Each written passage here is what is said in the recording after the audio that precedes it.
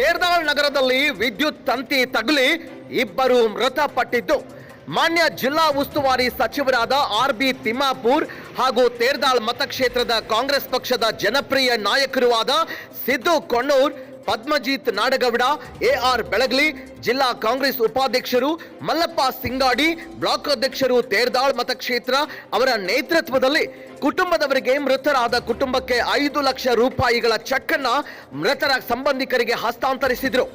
ಅದೇ ಸಂದರ್ಭದಲ್ಲಿ ಸಾವಿಗೀಡಾದ ಕುಟುಂಬಕ್ಕೆ ಧೈರ್ಯ ತುಂಬುವುದರ ಮೂಲಕ ಕರ್ನಾಟಕ ಸರ್ಕಾರದ ಅಬಕಾರಿ ಸಚಿವರಾದ ಆರ್.ಬಿ. ತಿಮ್ಮಾಪುರ್ ಸಾಹೇಬ್ರು, ನಿಮ್ಮ ಕುಟುಂಬದ ಜೊತೆ ನಾನು ಇರ್ತೀನಿ, ಈ ಸಾವಿಗೆ ಸೂಕ್ತ ನ್ಯಾಯ ಸಿಗೋವರೆಗೂ ನಿಮ್ಮ ಜೊತೆ ಇರ್ತೀನಿ ಅಂತ ವಿಶ್ವಾಸವನ್ನ ವ್ಯಕ್ತಪಡಿಸಿದ್ರು. ಅದೇ ಸಂದರ್ಭದಲ್ಲಿ ನಿರಂತರವಾಗಿ ಜೆಬಿ ಟಿವಿ ನ್ಯೂಸ್ ಸಾವಿಗೀಡಾದ ಕುಟುಂಬದ ಜೊತೆ ಧೈರ್ಯ ತುಂಬಿ ಕಾನೂನಾತ್ಮಕವಾಗಿ ಎಲ್ಲಾ ರೀತಿಯ ಸಹಕಾರ ಮಾಡುವಲ್ಲಿ ಯಶಸ್ವಿಯಾಗಿದೆ. ಇದೇ ಸಂದರ್ಭದಲ್ಲಿ ತಾಲೂಕಾ ಅಧಿಕಾರಿಗಳು, ಮುಖಂಡರು, ಬ್ಲಾಕ್ ಕಾಂಗ್ರೆಸ್ ಅಧ್ಯಕ್ಷರುಗಳು, ಪುರಸಭೆ ಸದಸ್ಯರು ಉಪಸ್ಥಿತರಿದ್ದರು.